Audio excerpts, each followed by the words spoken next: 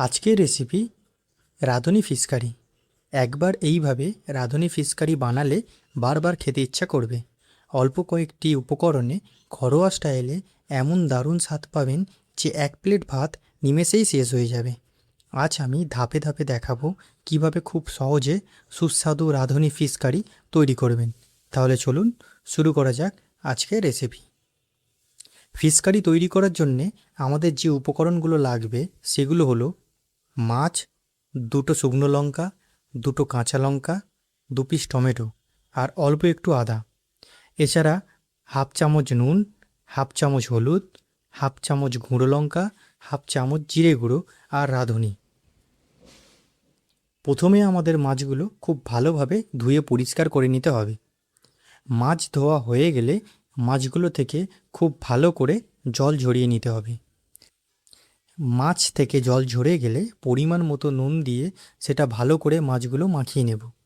নুন মাখানো হয়ে গেলে পরিমাণ মতো হলুদ দিয়ে মাছগুলো আধ ঘন্টার জন্যে ম্যারিনেটের জন্যে সেটিকে চাপা দিয়ে রাখব।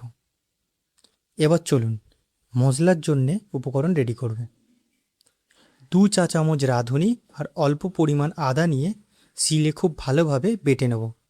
বাটা হয়ে গেলে সেটা একটি পাত্রে তুলে রাখব। এবার মাছগুলো ভাজার জন্যে গ্যাসের ওভেন অন করে নেব। এবার ওভেনে কড়া বসিয়ে দেব।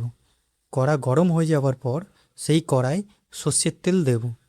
সর্ষের তেল যখন হাফ গরম হয়ে যাবে তারপর একটা একটা করে মাছ তেলে ছেড়ে দেব। খেয়াল রাখবেন একসাথে যেন সব মাছ ছেড়ে দেবেন না, তাহলে একে একে করে প্রত্যেকটি মাছ একে অপরের সাথে জড়িয়ে যাবে। মাছগুলো খুব ভালোভাবে এপিট ওপিট করে ভাজা কমপ্লিট হয়ে গেলে মাছের তেল ছেঁকে মাছগুলোকে তুলে রাখবো। তারপর বাকি মাছগুলো একইভাবে ভেজে নেব। এবার চলুন মাছের কারি তৈরি করার জন্যে যেই তেল বেঁচে গেছিলো সেই তেলেতেই 2 পিস কাঁচা লঙ্কা, 2 পিস কুচো করা টমেটো দিয়ে 30 সেকেন্ডের মতন ভালো করে নাড়াচাড়া করে নেবেন। তারপর 1 চা চামচ নুন দিয়ে ভালো করে সেটাকে নাড়বেন। তারপর হাফ চা চামচ হলুদ গুঁড়ো, হাফ চা চামচ লঙ্কা গুঁড়ো, হাফ চা চামচ জিরে গুঁড়ো ও হাফ চা চামচ দিয়ে ভালো করে নাড়াচাড়া করব। বেটে রাখা রাঁধুনি ও আদা বাটা কড়াই দিয়ে ভালো করে কষাতে হবে।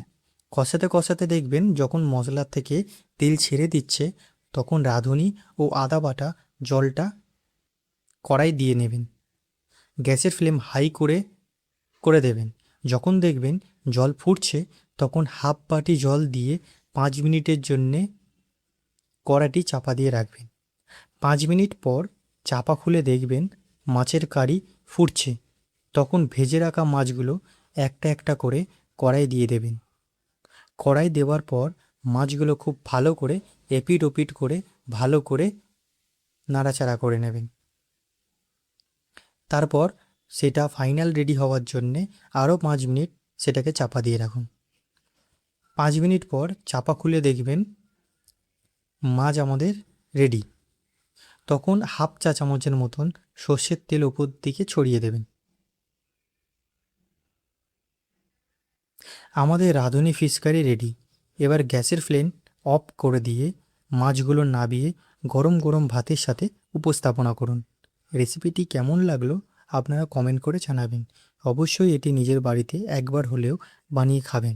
দেখবেন এই স্টাইলে রাঁধুনি ফিশ কারি বানালে আপনার দুপুরটা দারুণ হয়ে উঠবে। ধন্যবাদ।